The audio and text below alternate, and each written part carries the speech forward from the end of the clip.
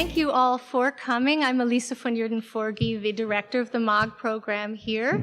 And I want to thank you for attending this lecture tonight, our first lecture in our annual lecture series. And we are very, very honored to have Dr. Greg Stanton here, who I'm sure is very well known to most of you, especially those of you who've taken Holocaust and Genocide Studies courses, and especially those of you who are in or have been in the master's program in Holocaust and Genocide Studies.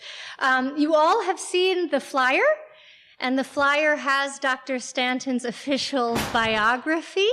However, he also sent me his humorous biography, which I told him, well, I'm definitely reading that one on Monday. So I'm here with no further ado. I'm going to introduce Professor Stanton with his humorous biography. Dr. Gregory H. Stanton comes from a long line of human rights troublemakers. Elizabeth Cady Stanton, a founder of the women's suffrage movement in America, looked down from his great-grandfather's mantelpiece like Queen Victoria, exercising a stern moral authority over all who passed. Elizabeth's husband, Henry Brewster Stanton, was a lawyer prominent in the international anti-slavery movement, wealthy enough to employ servants to assist with their many children, allowing Elizabeth and Susan B. Anthony to travel about agitating. His lineage reaches back to Brewster of the Mayflower, who landed in Massachusetts in 1620 to escape the English when they were still religious. Stanton is a model of downward mobility. He has numerous academic degrees of dubious utility. I'm sure some people here could relate. I certainly have many of those, including a JD from Yale, an MA and a PhD in cultural anthropology from the University of Chicago, and an MTS from Harvard Divinity School, where he also earned a certificate in bartending. This is true. Yeah? Yes. Yeah. That's how I earned my way through. That's right. That's a useful degree than bartending. He professed law at Washington and Lee University and American University from 1985 to 1991, and served in the U.S. State Department from 1992 to 1999. He wrote UN Security Council Resolutions 955 and 978, which created the International Criminal Tribunal for Rwanda. He founded the Cambodian Genocide Project at Yale Law School in 1982. I'm sure many of you are familiar with that. Well, here's the founder. Genocide Watch in 1998. I know all of you know Genocide Watch. And the Alliance Against Genocide in 1999. In 2001 to 2002, he was a fellow at the Woodrow Wilson International Center for Scholars in Washington, D.C., and he was the James Farmer Professor in Human Rights at the University of Mary Washington from 2002 to 2009. He is now he was up until this summer serving without pay as research professor in genocide studies and prevention at George Mason University's School for Conflict Analysis and Resolution.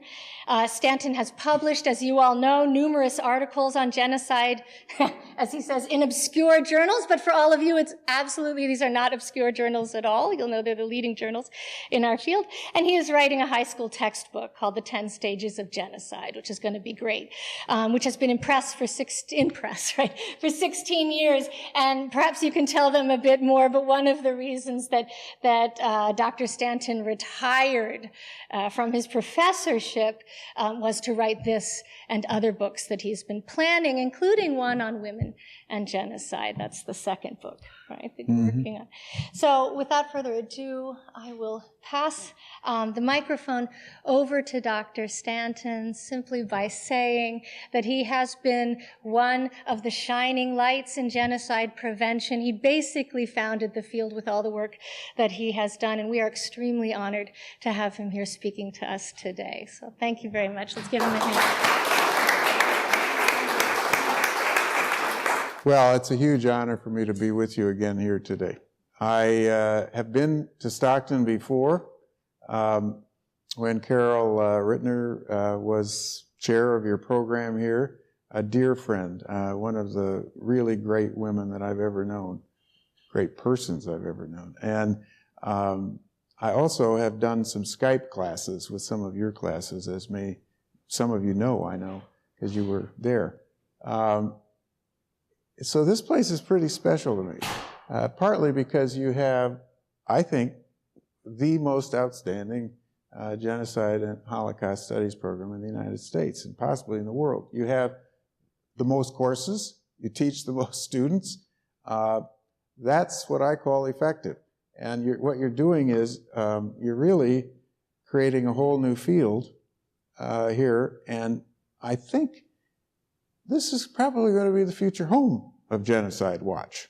We have been talking, Elisa, Dean Gregg, the provost, and I today about doing that.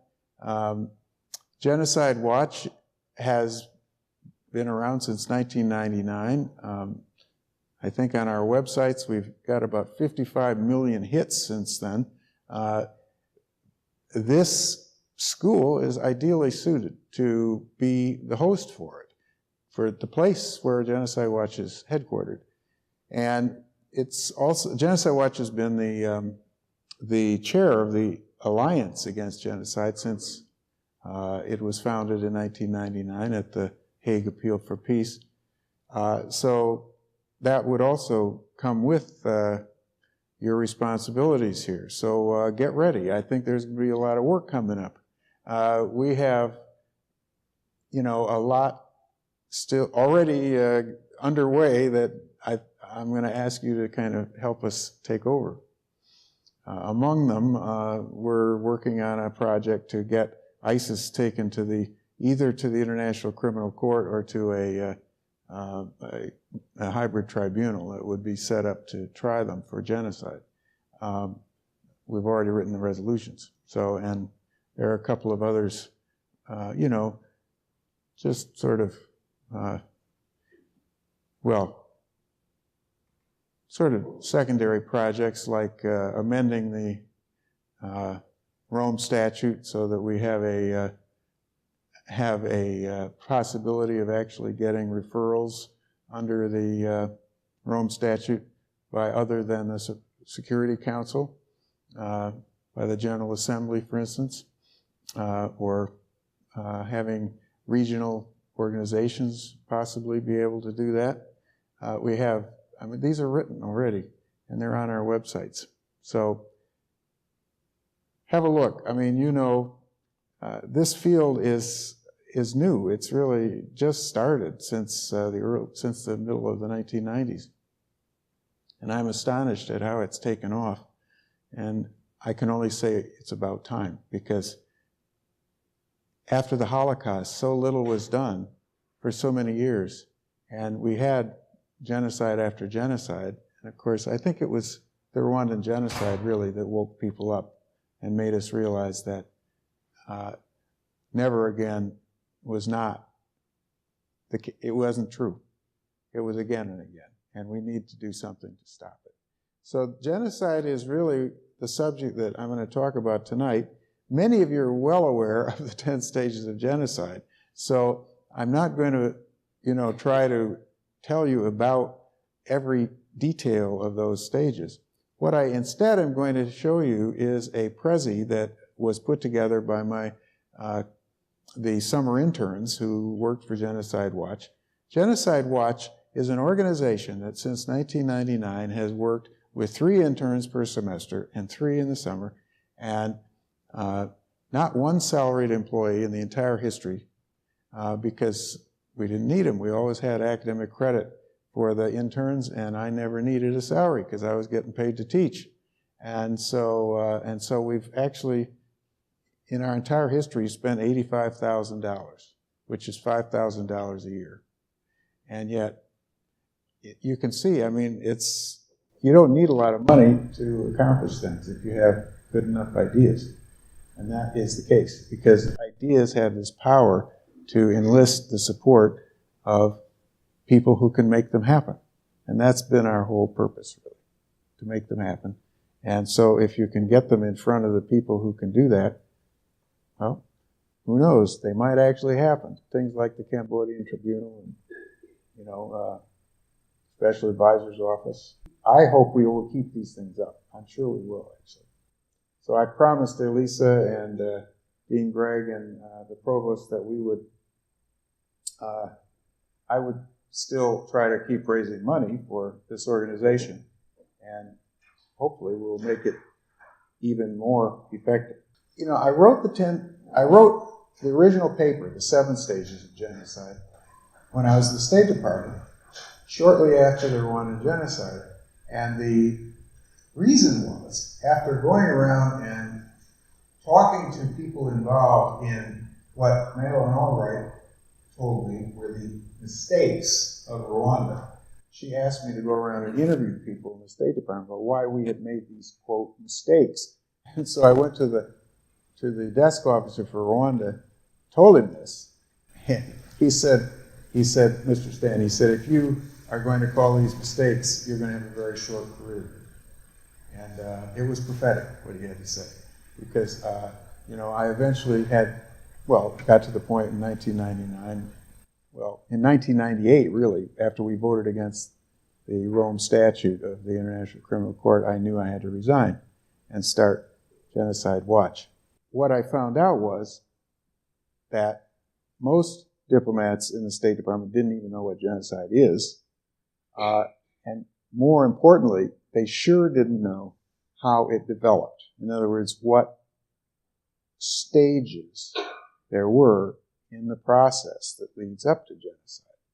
And so, having studied it some in the past, I just sat down and wrote up, the stages of genocide and circulated it. It was on 2 sides of one piece of paper. I knew otherwise it wouldn't be read. As one of my friends in the State Department said, the average attention span of a diplomat is essentially that of a gnat. He was not joking. He said there's too much stuff to read. And so because you have too much, you don't read it. And so that's why anybody who writes a 25-page report, on the situation in Burundi or whatever else, should really rethink how they're going to present their information. It should be on 2 pages. Maybe they have to append something else. It should all fit on 2 pages. And that's why all of our reports on the websites are essentially 2 pages or less. With that in mind, then, it was circulated. And this was the very beginning of the use of emails. The State Department, in fact, was still using Wang computers. I don't even know if any of you have ever seen a Wang computer. These were humongous computers that weighed about 150 pounds. They had the monitor, which was black and green, built into the processing unit itself, and then they had a separate gigantic disk drive, and the disks were 10-inch disks. And seriously, this is what the State Department was still using in 1996, even though PCs had already come out and so forth. It took us a while to adapt. The result, though, was that this memo was circulated all over, literally sent out around the world. And it was, in fact, it was one of the first emails that just was totally saturated the State Department. I think it became the most circulated memo in State Department history. The result was that it became useful to a lot of diplomats. But what I hadn't expected was that it would be useful to a lot of other people as well. For me, it was just sort of logical. This is how it works, What I hadn't figured out was that it also seemed to be logical to a lot of other people. A lot of teachers, scholars said, oh, yeah, well, that's right. And so teachers now are using this model all over the world. And for instance, it's part of the curriculum in Rwanda. That's why I know we need to have a textbook for high school students, because I'm convinced that's the level at which we need to reach people. It's true that we need, of course, more highly educated people like you who can teach the high school students, but we also, or even the college students, but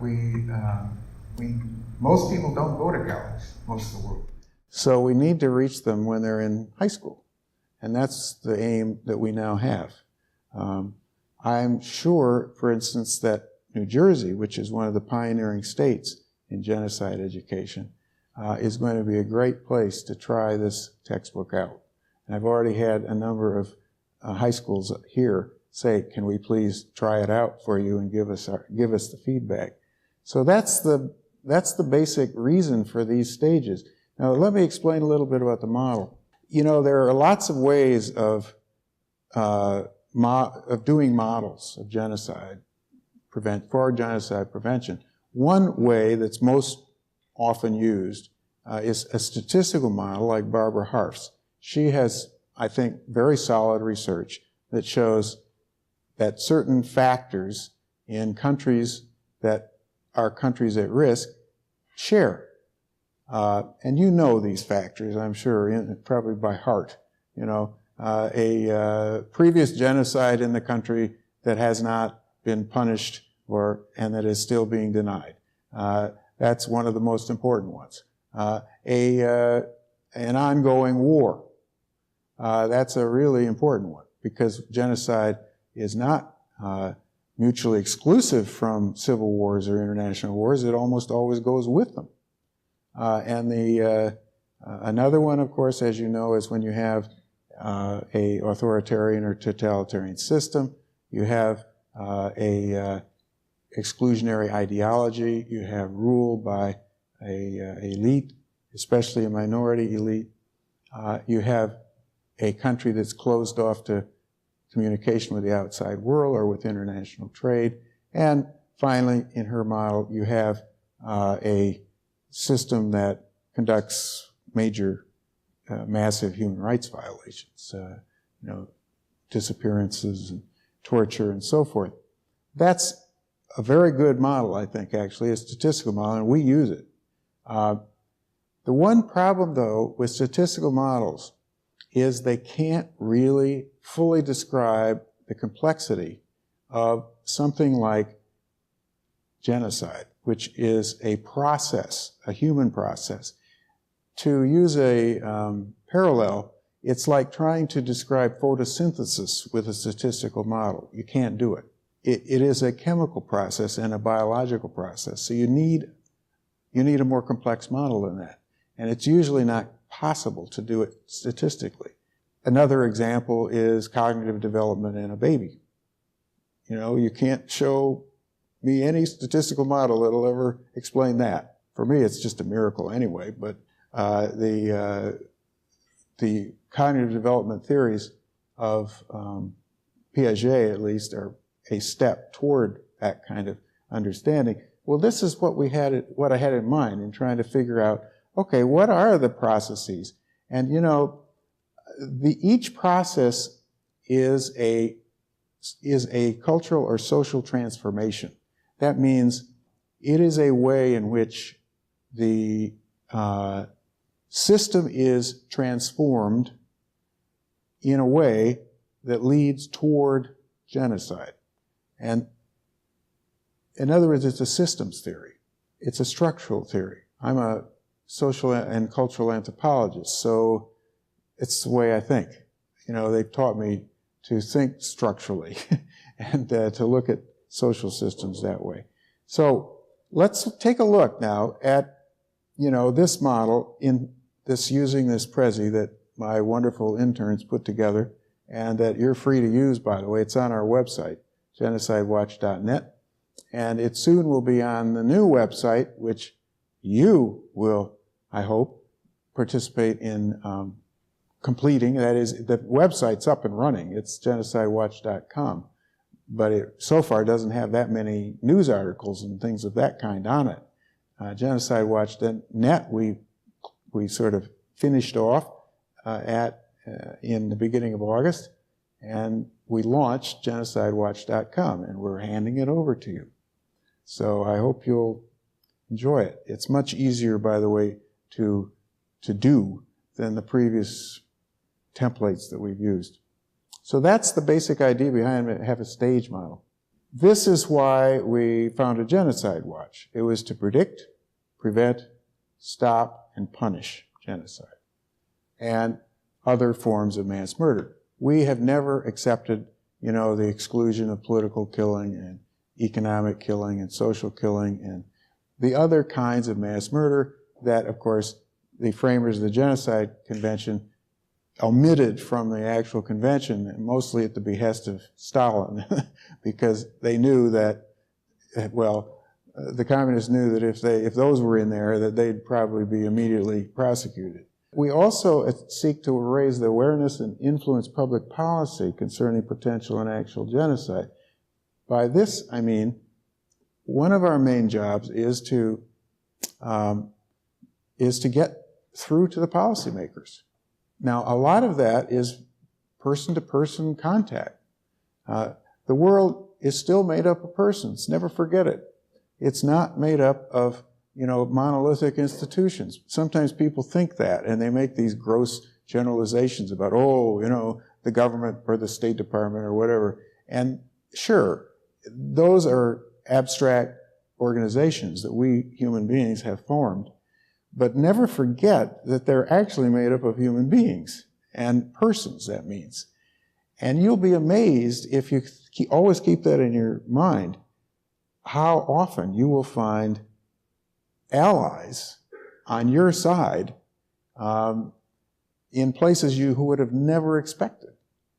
I remember when I was going to Ukraine in, I think it was 1988.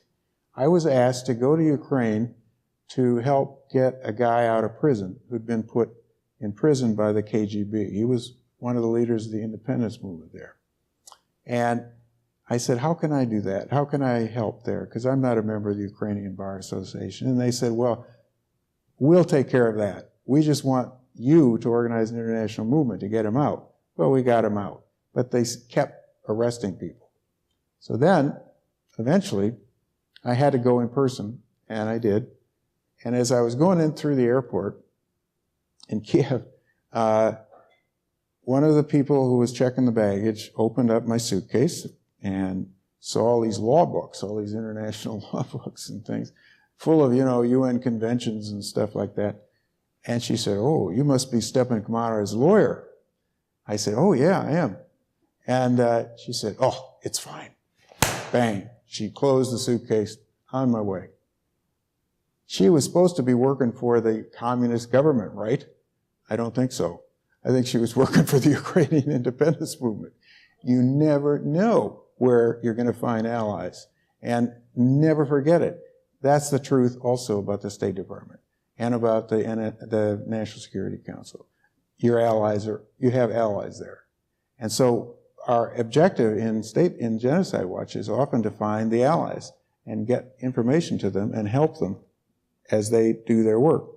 And finally, is this purpose to build an international movement to prevent and stop genocide. We realized after some of this work that we couldn't trust governments. We needed a movement. Just a few years later, after 1999, of course, Darfur began in 2003. And that was when really people became more aware of the need for a movement. So we don't have enough of a movement even now, even close to a movement yet, but I think we can develop one if we do it right, if we get a lot of organizations. Prevention requires these three things: early warning, rapid response, and courts for accountability. This is Leon Mugesera on top there, who was making his famous speech calling for Tutsi to be sent down the Kagera River in Rwanda, where they came from, he says. In other words, dead.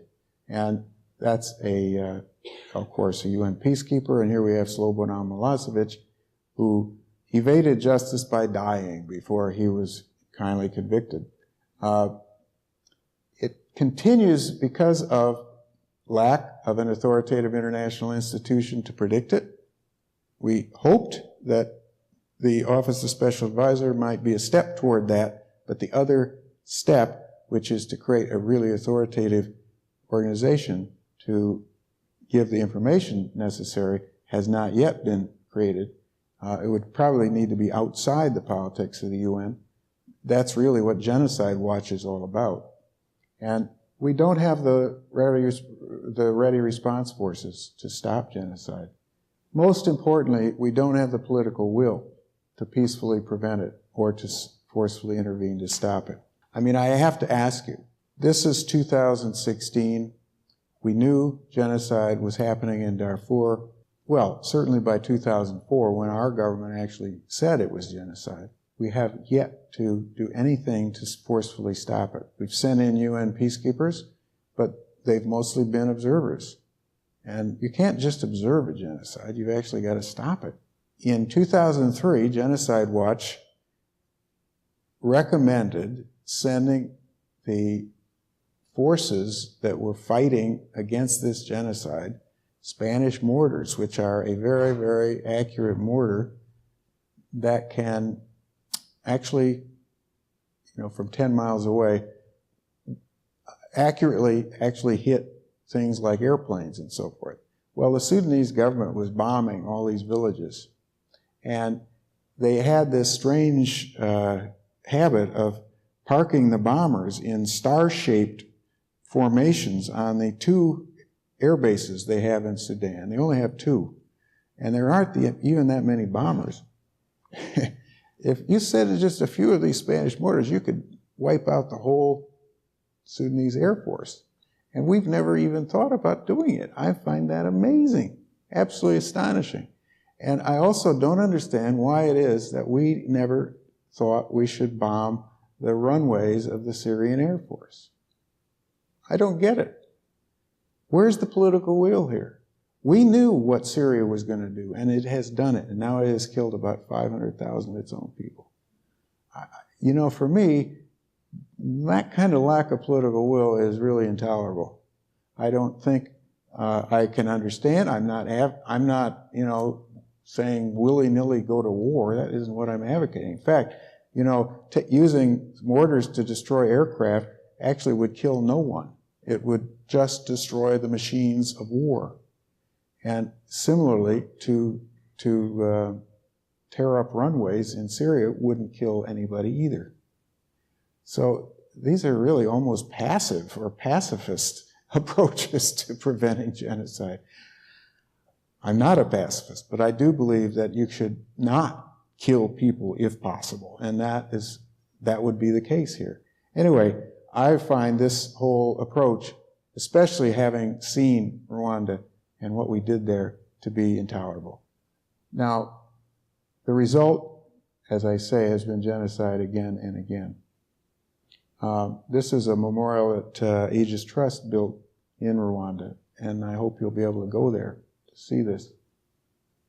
So here are the stages.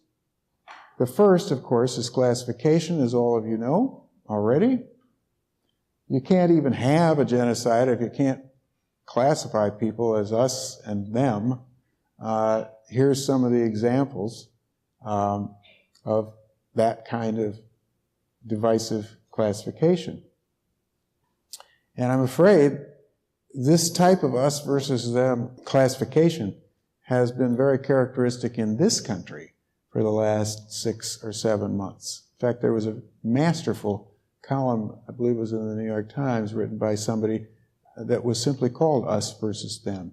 And it analyzed how the psychology behind this kind of a mindset, us versus them mindset.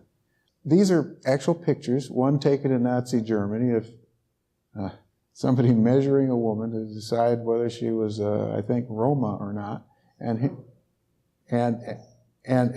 the other one, of course, from Rwanda, of somebody measuring the nose of a man to see if he's Tutsi. This, of course, is the classification system used actually by the Nazis in their camps. They had colors for each of these categories of people, and if you got the full Star of David, of course, it meant you were also Jewish. So what do? Well, you search for common ground. The church, sports, music, schools, all of these ways are ways that we can find common ground between people. Think of what the Roman Catholic Church in Rwanda could have done if it had exercised its power. And yet it was just as divided as the rest of the society.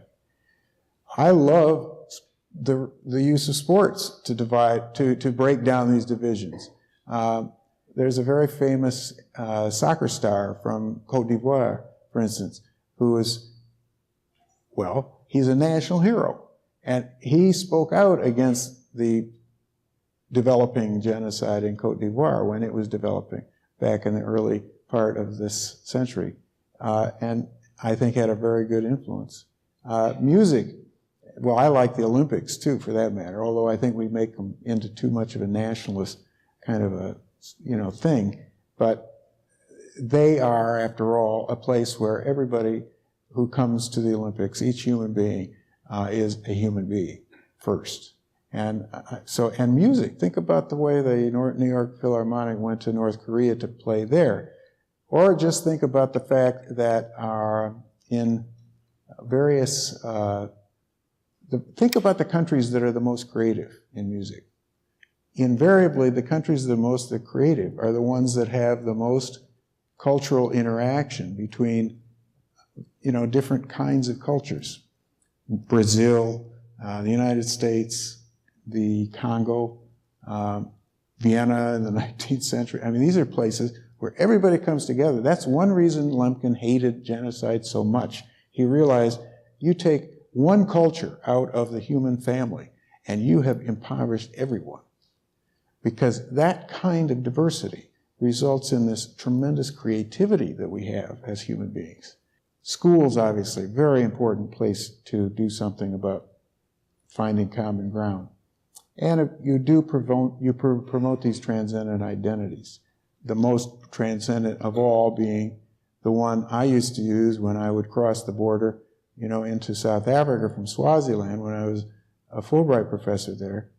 They always had this place on the form, this is under apartheid, that said race. And I just write in human. The border guards usually, the Afrikaner border guards would usually sort of scowl at me when I did that, and cross it out, and they'd say Caucasian, and I said, no, I'm not from the Caucasus, really, you're wrong. But anyway, it's just that our human identity is, of course, primary. Having people understand that. Symbolization, the second stage, where the classifications are symbolized, groups are given names and other symbols. And of course, these are famous. These are the famous identity cards from Rwanda. This is an identity card of a Tutsi woman who was murdered. You can see how they've crossed out everything but Tutsi on hers. They would literally pull people out of cars and murder them if they had this kind of identity card. And of course, the most famous of all, this one, the yellow star.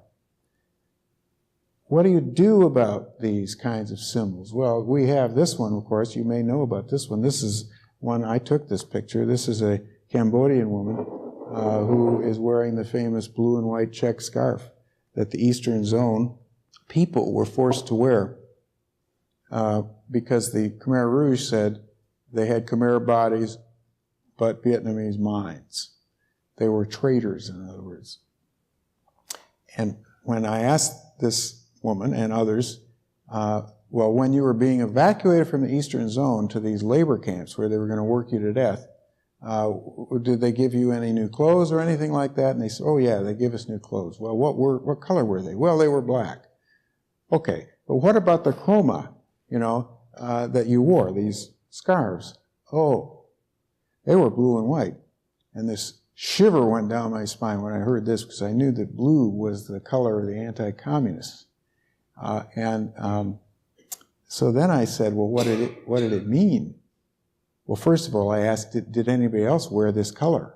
They said, oh, no, only we. And did you have to wear this color all the time? Oh, yes, we had to. So what did it mean, I asked. And they said, oh, it was the killing sign.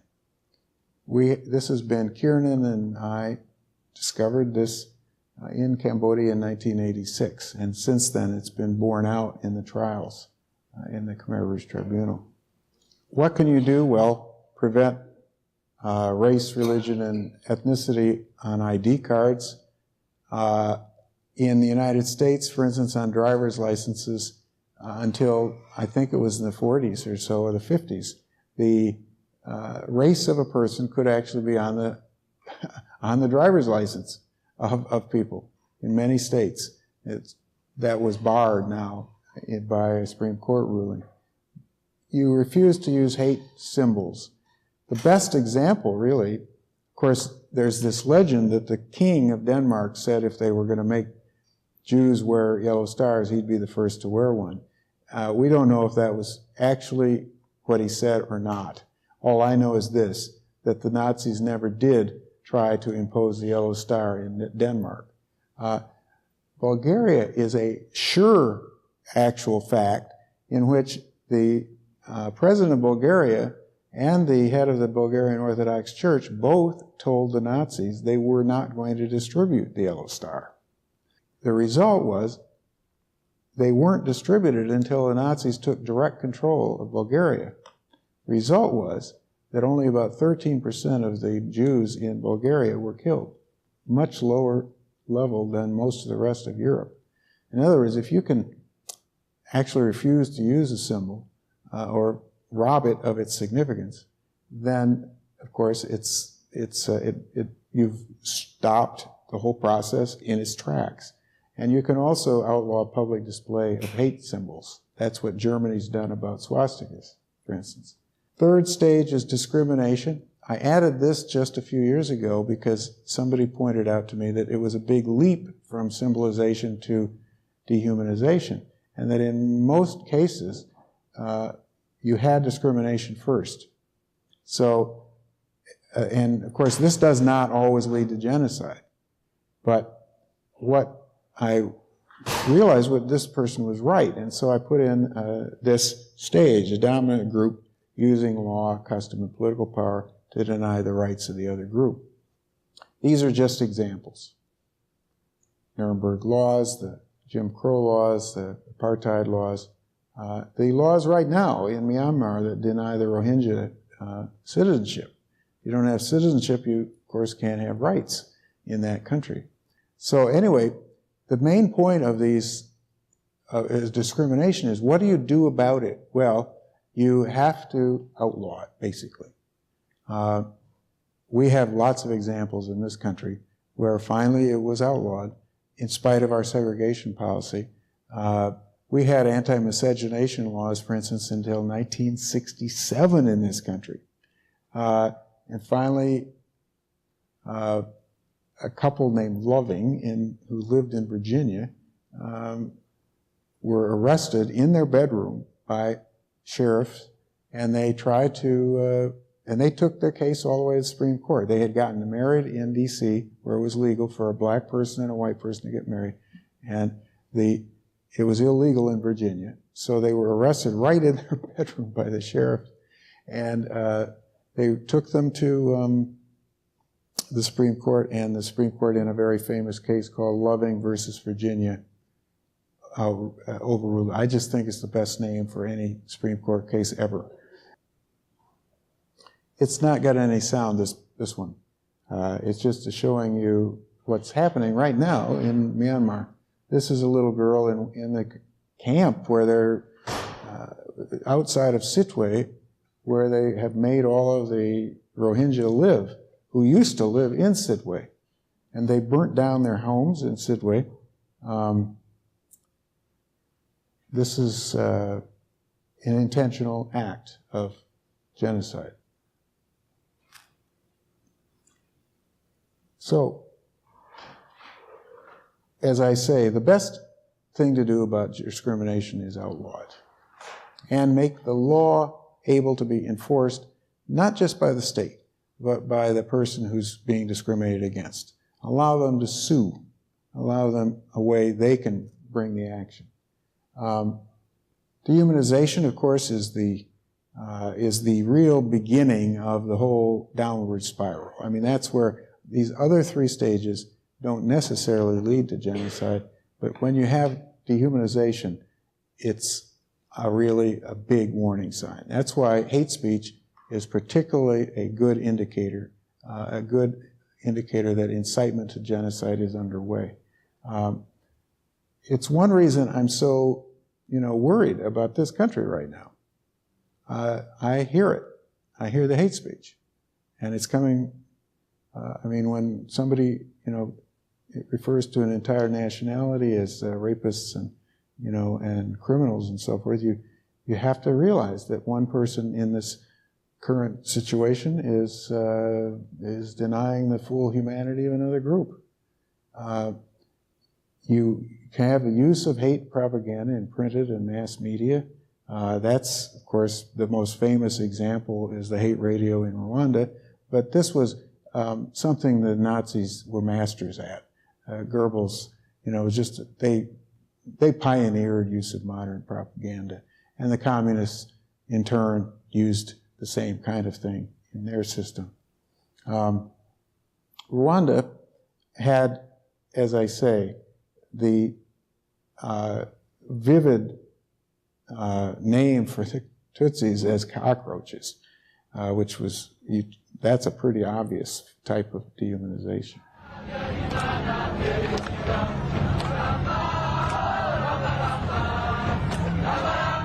As always, speaking the truth, my dear listeners, yesterday we spoke about how the Wazungu, the German and Belgian colonists, chose the Tutsi invaders as proxies for their dirty jobs, forced labor, raising of heavy taxes on those poor peasants, and the whipping. We Hutu, will we ever forget the whipping? Will we, my dear listeners? I think not, for these scars will never heal. But the days when a Tutsi king, Umwami, is imposed upon the Hutus is past. For we have sworn never to let them rule over us again. Stop the Tutsi cockroaches who try to run from justice. The Tutsi cockroach judge called Makeza is hiding at 4 Road. Kabula and his cockroaches. Turn that radio off. Watch out for him. And get back to work. This is RTLM Hutu Power Radio. I have a message for our president. Beware. Do not trust the Tutsi rebels. Do not shake the hand that will stab you. What I want to say is that it took time for me to realize that what I had been accused of may have been true, and that what I had participated in was genocide. You may recognize that as coming from Hotel Rwanda. You have to condemn the use of hate speech, make it culturally unacceptable. Without that, you can't really stop it. It's really not enough to outlaw words if they find people who still have the cultural hatred in them are going to find other words that will replace the ones that are outlawed. They found that out in Burundi, where they outlawed the use of the words Tutsi and Hutu even. And yet, of course, they found other words to say who was who. When I got back to the State Department in July of 1994, one of the first questions I asked people in our intelligence community was, why on earth didn't you jam the hate radio? And they said, because of free speech. I said, when on earth has incitement to commit genocide been protected speech? Well, they didn't have much of an answer for that one. Organization is, of course, the next stage. You can't have genocide without it because it's a group crime. It is not some guy walking in with a gun and shooting a few people. It is an organized campaign. It's a policy. It's a planned activity of people acting together. And that's why it has to be organized. Organization is required. And it's usually a hate group. It's often a militia. It can be by the state. They can use our militias so they can hide their own responsibility. That's what Sudan did for a couple of years. They actually had UN resolutions that called on the government of Sudan to rein in the Janjaweed who were rampaging through the camps, through the villages in Darfur and killing people, when in fact the Sudanese were arming them. You know, it's just crazy that they had these UN resolutions. Rwanda had, of course, the Interahamwe, the famous Interahamwe, those who fight together. And that era was one that, well, we predicted. In 1988 and 89, I lived in Rwanda, and I was asked to go there to help them come up with reforms for their judicial system, because it just wasn't working. They had adopted a Belgian system, complete with wigs and everything else. And, you know, very formalistic. Well, those of you who know Africa know that Africans in general are not very formalistic. And so it just wasn't working. It was taking 6 years for a civil case to get through, for instance. Well, one of the things I saw when I was there was these ID cards. And I had dinner one night with Joseph Kabaruganda, who was the president of the Supreme Court. And I said, can't you, declare these ID cards to be unconstitutional? You've got an equal protection clause. He said, yeah, but we don't have judicial review. You have to go to the president.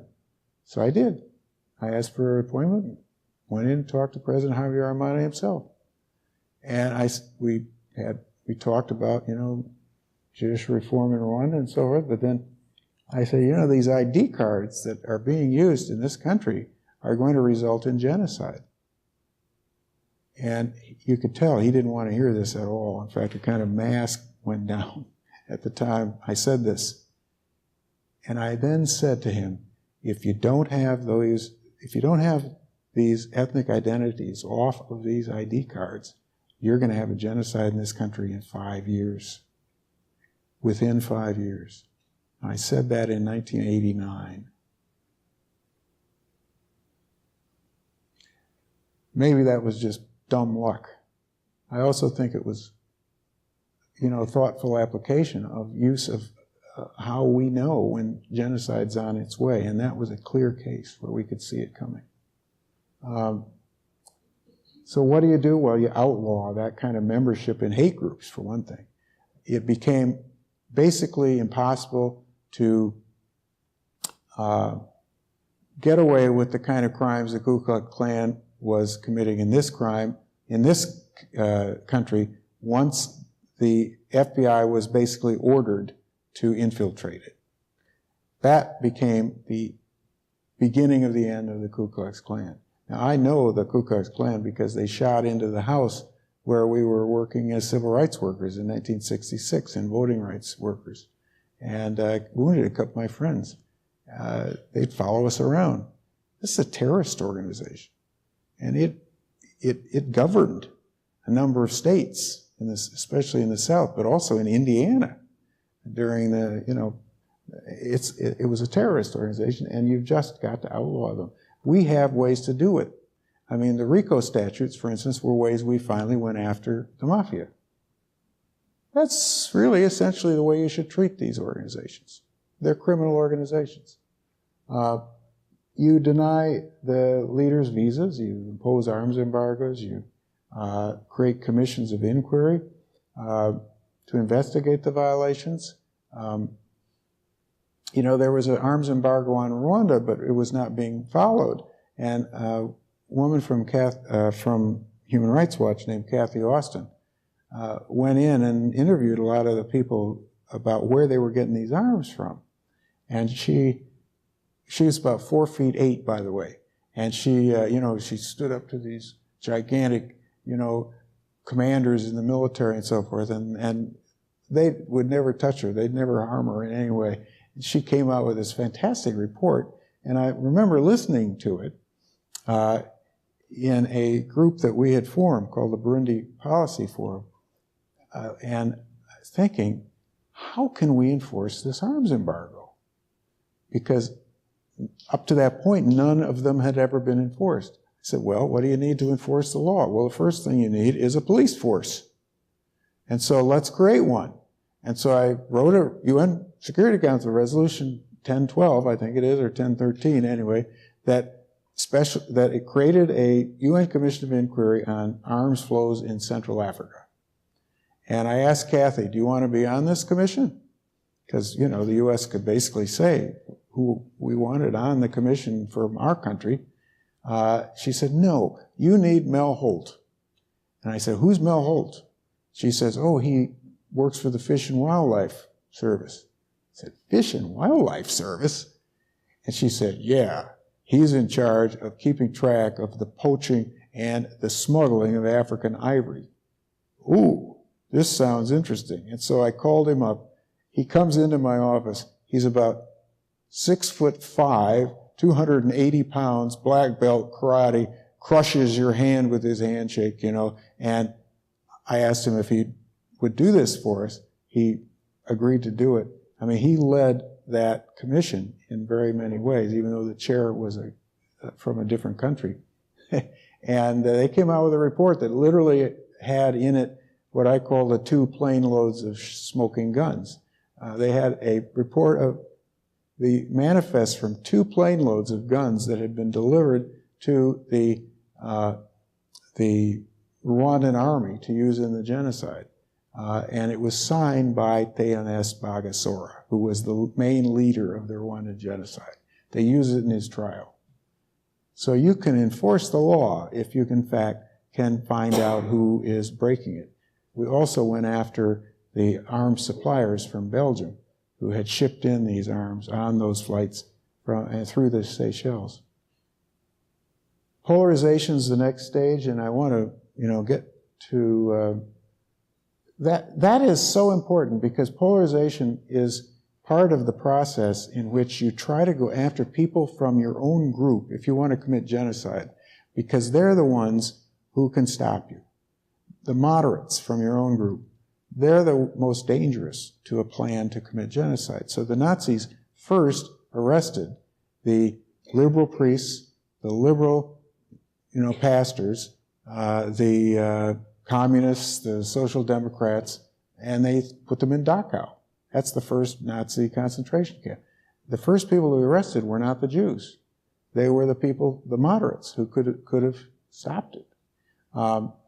The same thing happened in Rwanda, where the first people to be killed were the moderate Hutus, including my friend Joseph Kabaruganda, and of course, the Hutu Prime Minister, Agata, and a number of others who had to be killed because they could stop it.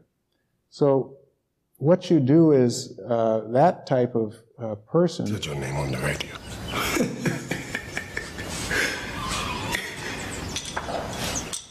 is pointed out by the people committing the genocide. My name on the radio. Who is Xavier Myango?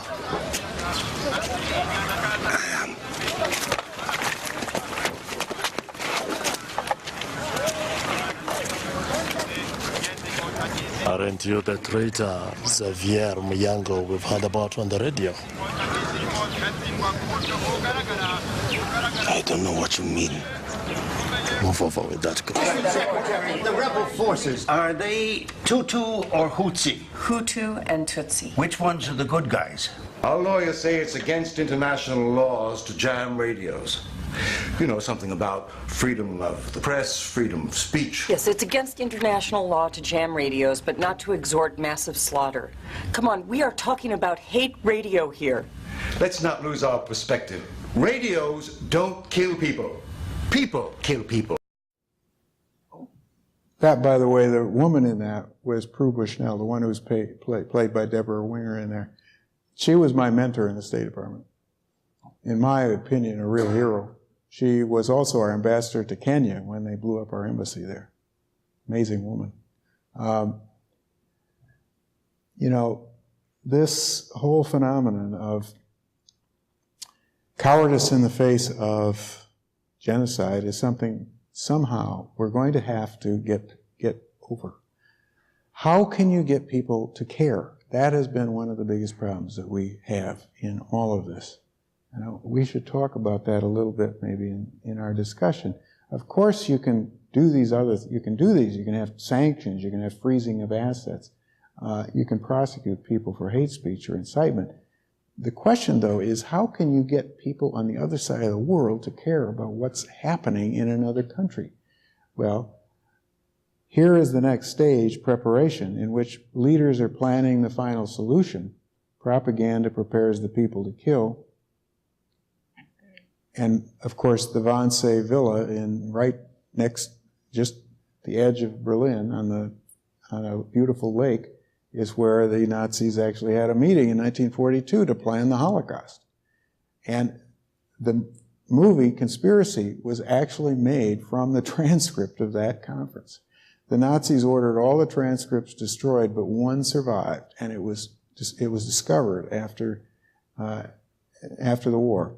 They made this movie from that transcript. So what these actors, of course, are enacting are in fact words that were said at that conference.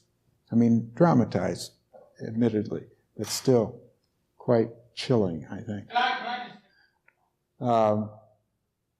So what could you do when people are planning a genocide? Well, you have to have really good intelligence, of course. What I've learned from this work with Genocide Watch is how good open source intelligence can be. We've learned that it's amazing how much is out there. And, you know, frequently an organization like ours that doesn't have all of the people that are, you know, special assets, you know, working for the CIA or whatever, nevertheless can find out what's happening. Journalists, NGOs, government, I mean, these are people who can find out. And you've got to publicly expose these plans. You can often see the plans long before they're carried out. And you get your own political leaders to protest the plans. You impose targeted sanctions against the planners, you freeze their assets, deny them travel visas. I mean, there are things you can do, but you've got to have the political will to do it. Finally, and just before the genocide, you have persecution, in which the victims are identified, rounded up, death lists are made up, symbols mark the houses and the individuals, and they're sent to ghettos, concentration camps, deserts, and gulags. And so here we have pictures that I'm sure all of you are familiar with of people who are, in fact, headed for the camps, for the death camps. And these are Armenians being marched off across the desert. Well, at this stage, when you've got actual persecution, you obviously have to use very strong diplomacy as much as you can. You've got to target the leaders. You can put on the financial status and the visas and so forth. You've also got to give political asylum to the victims. I mean, I've been struck how really unwilling we are doing. Our history has been to give political asylum to the victims. You know, we had a quota of 65,000 Jews that we could bring in during the Holocaust per year. We never even came close to meeting that quota. We turned the ships away. St. Louis is perhaps the best known, but there were others as well. The same is going on right now. And do you know what our quota is from the Middle East right now? 65,000. History doesn't repeat itself, but it sure does rhyme. You know, it's really worrisome to me that we're not being more open with our willingness to resettle people who are needing resettlement. We have to also, I think, give relief and armed assistance in self-defense to people who are about to be slaughtered. And I personally think this is the best type of military intervention if you're going to have a military intervention, and that is regional military intervention. I have learned, I think maybe from my own son, who was a U.S. Marine in Iraq, that having Americans send in our troops can often just turn the war into a war against us. And whereas training and arming people from that region to self-defend, to defend themselves, is probably a much better policy. And, you know, in fact, when Teddy came home from Iraq, I asked him, well, what is your conclusion? And he said, Dad, he said, war is the worst of all possible solutions. He said, I think you've really grown up. He's now in the Peace Corps in Kosovo, by the way. He said, I went to Iraq to make war, and I'm going to Kosovo to make peace. Finally, of course, we have the actual genocide, extermination. This is where you have the actual genocide, the genocidal massacres. It's where finally the lawyers are willing to call it genocide. It's not even seen by the killers as murder because they're killing enemies who need cleansing from the society. And of course, these terrible pictures are examples of that kind of killing. This is a Nazi officer killing the last Jew from one village. A man actually killing a mother and her child. It's just terrible, you know, what happens. Genocide is always accompanied by war crimes, crimes against humanity, mass rape, torture, destruction of cultural sites. This absolutely always happens in genocides, and we just shouldn't put up with it anymore. Now, I'm convinced, of course, that if you can get international intervention, that's great, if you can do it. One thing a lot of people forget is that even if the UN Security Council is paralyzed, you can actually get UN General Assembly authorization under the Uniting for Peace resolution, which was used in 1950 to authorize the Korean police action and has been used 13 times, in fact. It's still law. It's still international law. It's just that the U.S. doesn't like it anymore because it doesn't have a veto for us. None of the Perm 5 like Uniting for Peace now. But it's still there. We could use it. The regional organizations can also can intervene. That's why NATO is able to do things that even if the UN doesn't authorize it in Afghanistan and elsewhere. You know, the regional organizations include the Arab League, ASEAN. ASEAN did this in Timor. So it's right there under Chapter 8 of the UN Charter that regional organizations don't have to wait for the Security Council to authorize them. They're supposed to get, you know, the UN Security Council to take a look at what they did afterwards, but they don't have to wait. And support for local resistance, I'm convinced. Well, the final stage, as you know, is denial. At first, I didn't even remember that this was part of it. That's why it started off as 7 stages, and then I realized that denial had to be in there. And this is how you deny. All these tactics are totally predictable. One of them is to minimize the deaths. You hear this a lot. I actually I remember when, I think it was Jerry Rubin came to speak at Washington and Lee when I was a law professor there, and I put up my hand after he talked, very entertaining fellow, but I put up my law press and I said, you know, don't you think it's time for those of us who are in the anti-war movement, which I was, to acknowledge that we were really wrong about Cambodia. We underestimated what the Khmer Rouge would do. They killed 2 million people.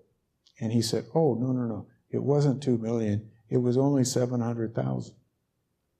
And there was a sort of gasp that went through the audience. I didn't have to answer. I just sat down. But I mean, that type of minimization, what do people think they're accomplishing with that? These are the ways people deny. And as you know, the worst current case is the Armenian genocide, but we already are seeing many others. The Rwandan genocide is now being denied, which is amazing to me in spite of the ICTR. There, of course, have always been Holocaust deniers, which I also find utterly amazing. But also look at our own record. Let's face it. I don't think we have really come to terms with our own genocide against Native Americans in the United States. It wasn't certainly in any of my textbooks when I was in grade school or high school. You didn't find it. For me, it was a cowboys and Indians world, and the Indians were the bad guys, except for Tonto, of course. He was with the Lone Ranger. But, I mean, really, we have a history of a genocide in our own country, and we should acknowledge it. I had, when I was president of the International Association of Genocide Scholars, which I think Elisa, by the way, is about to become next election. Anyway, I had an exchange of correspondence with Prime Minister Erdogan of Turkey. And in fact, we had a number of resolutions because it was something we just took on as a cause, if you will.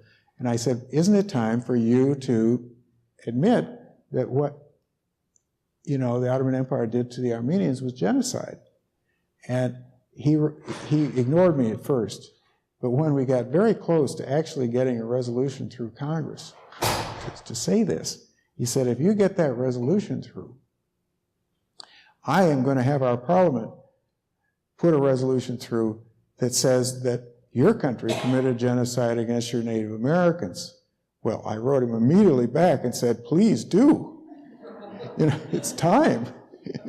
So, anyway, this, of course, I think is the best response to genocide denial, and that is put the folks who did the genocide on trial, because it makes it clear who did it and why, and that is really behind, I think, the need for international courts. It's not the final answer, because you still have a lot of healing left to do, but I think the ICTR, of all the courts, the International Criminal Tribunal for Rwanda, has been the most successful in terms of really addressing a genocide. 62, I think, people convicted. And, it also set off the whole Gacaca court system in Rwanda, in which people are being actually dealt with on a local level, and in a very humane way, in which most of the sentences are essentially community service. If somebody has been found to have committed killing against some widow's family, for instance, the person's sentenced to farm her fields or to rebuild her house and things of that kind. It's been a hugely healing process in Rwanda. It's not that Rwanda is perfect, and it certainly isn't. I mean, it's still basically a society that needs a lot of healing, but they've had over 100,000 of these local trials. But this is one, I think, the ICTR, that we should be proud of. It's an international criminal tribunal created by the United Nations that I think has succeeded.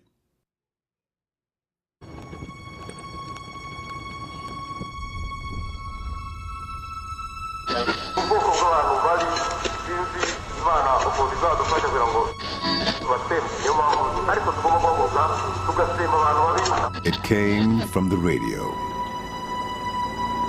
At first, it was possible to ignore.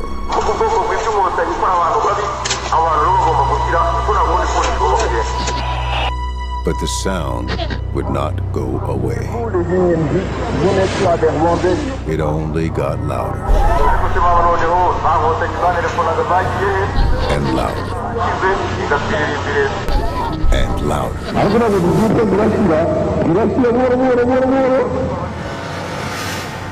In the early hours of April the 7th, 1994, the call to kill got so loud it drowned out everything else. It swept across the country like a storm. For 100 bloody days, Rwanda experienced one of the worst atrocities in human history. and the international community stood by.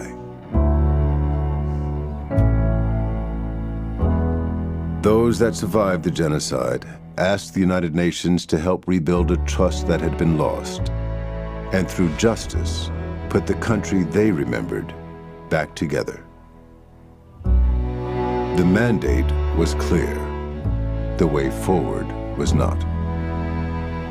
Hundreds of thousands of victims, tens of thousands in jail, but the courtrooms were empty, with rumors of only 5 judges and a handful of lawyers left alive. From its first makeshift courtroom, the International Criminal Tribunal for Rwanda went to work on a formidable task. Its mission, to locate, apprehend, and prosecute the architects of the genocide. Over the last 20 years, the tribunal delivered judgments that define, for the first time, how the world confronts acts of genocide in a court of law. It was the first time since the Nuremberg and Tokyo tribunals to convict a former head of government. Je plaide coupable. The first to convict for rape as a tool of genocide. The chamber confirms the life sentence against Jean-Paul Akayesu. And the first to convict members of the media for inciting genocide. These broadcasts shock the collective conscience of mankind. And beyond the courtroom, the tribunal's legacy is not just one of legal precedents, but also a record of legal reform in Rwanda, and outreach, education, legal training, and healing.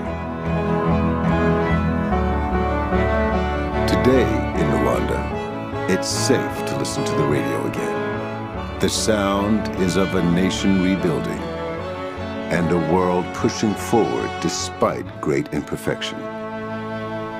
Each day closer to a time when international law offers justice to all people, everywhere.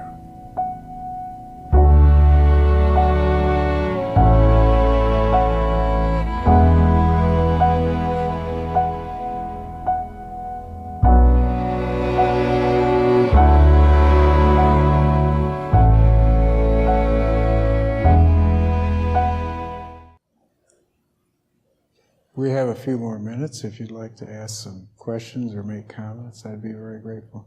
First, let us applaud Dr.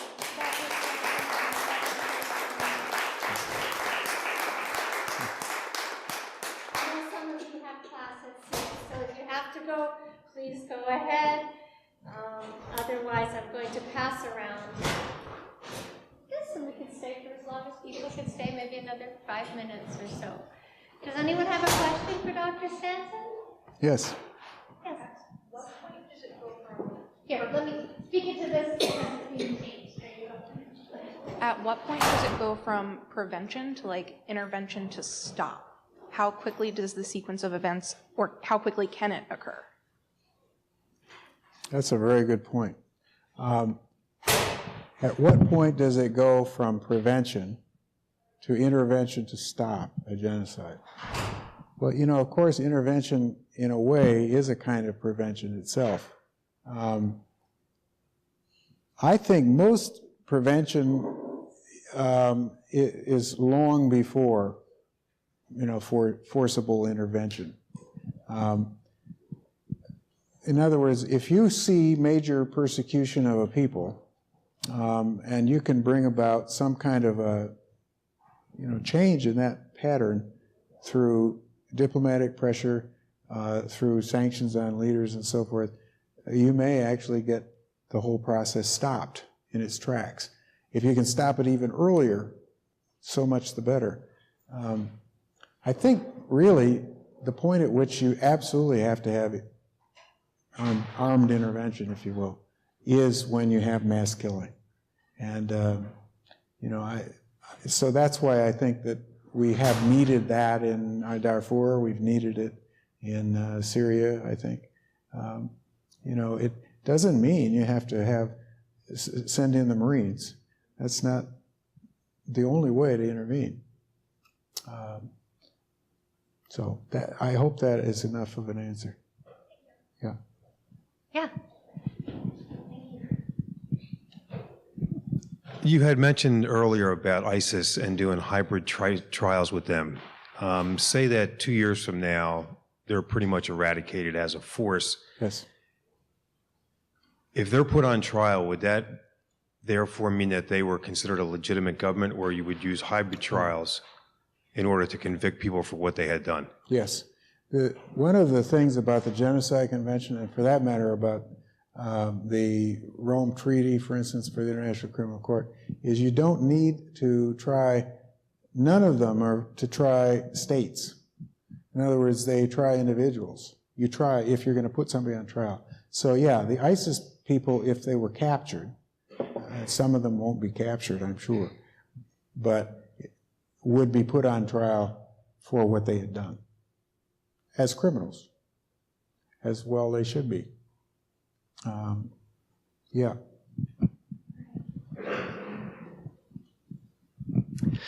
I'm wondering whether in our digital world it is faster and easier than ever to carry out a genocide, because almost every human being carries a digital footprint that does the classification for us. With satellite tracing, we can know where any human being is on the planet or where groups are moving. So I'm worried that in the present and future there will be these fast lightning speed wormholes in the system that will make it faster and easier to go from the classification stage to the preparation stage to the actual extermination stage. What is your thought on that? Oh, that's a very interesting observation.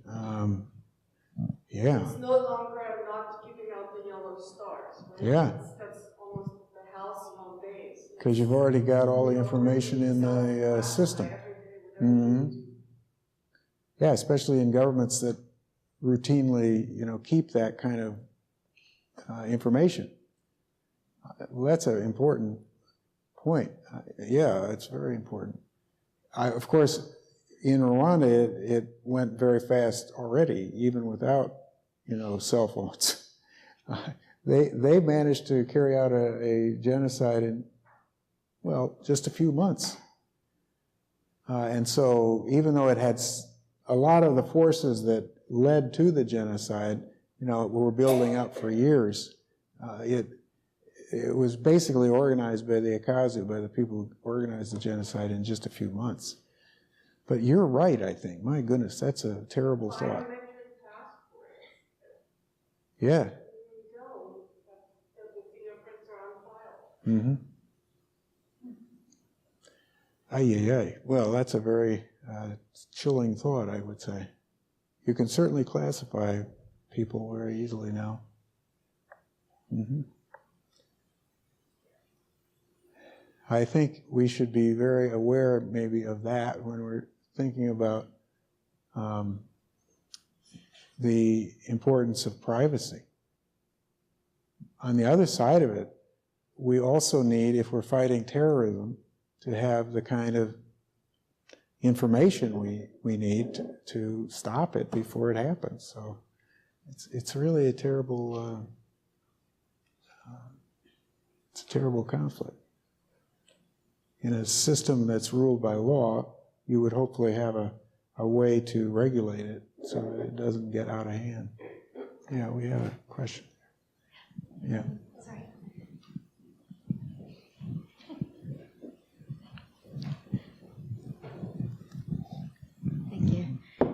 Thank you. I found your comment about the way we have treated Native Americans very interesting. And how do we go back after this amount of time and heal from that?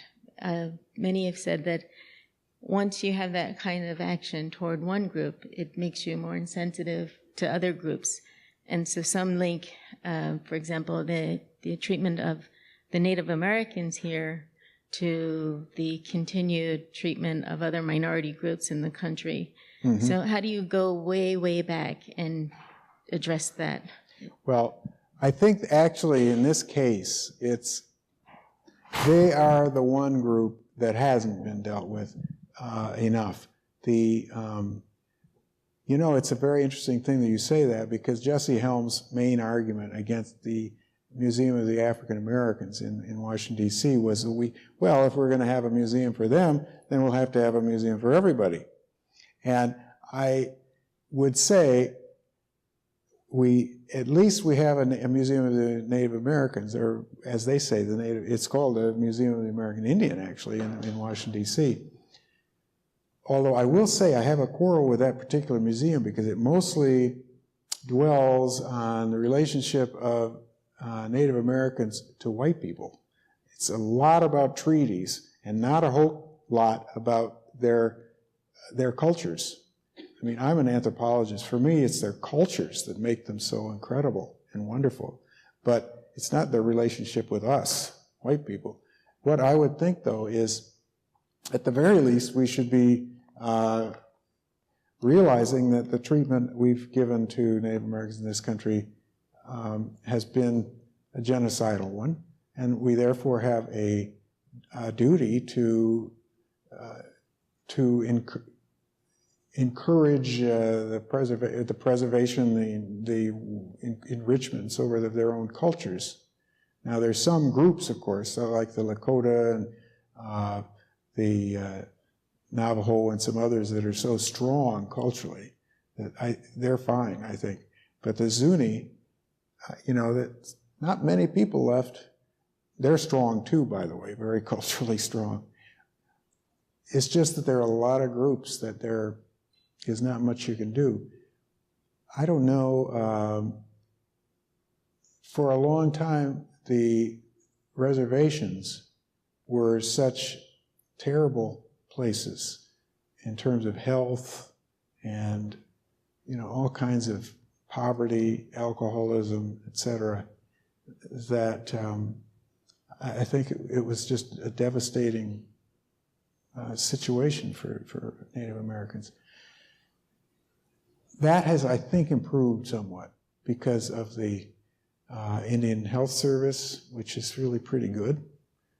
It's not the best, but at least it's a health service that works. And there's a lot more pride. I don't know what I would say and what more we can do, you know, because having traveled among various groups in the United States, there's a lot of variation in how we've treated them.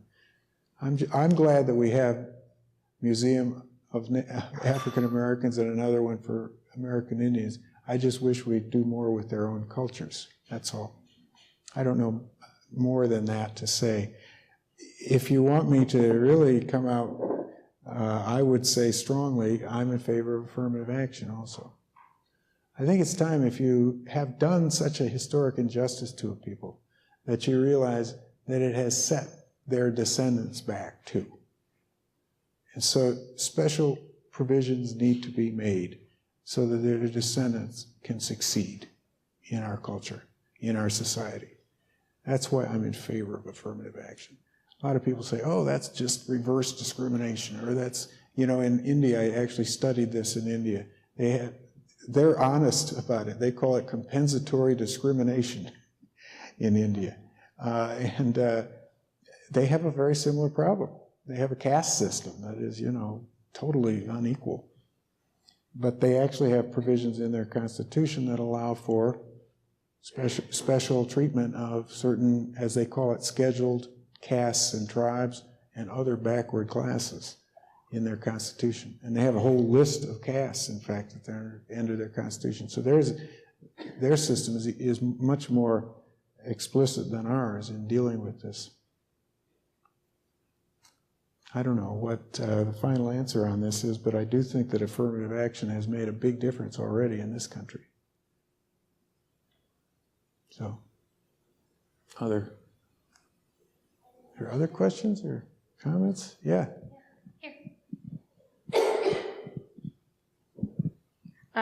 When you were living in Rwanda, can you, in retrospect, recognize like the stages prior to, and where do you think, while you were there, where do you think that they were? Like, what did they travel through? Well, if you look at an article I wrote called "Could the Rwandan Genocide Have Been Prevented?" and it's on our website, or sites. I think it's on all 3 of the Genocide Watch websites. Plus we have another one for the Alliance, which is called againstgenocide.org. But it's just called "Could the Rwandan Genocide Have Been Prevented?" It actually applies all 8 of the stages to Rwanda. I think that's the best answer I can give you without going into too much length, which I've gone beyond anyway. Sorry. Fair. Any final questions for Dr. Stanton? Wonderful. Well, let's give Dr. Stanton a round of applause.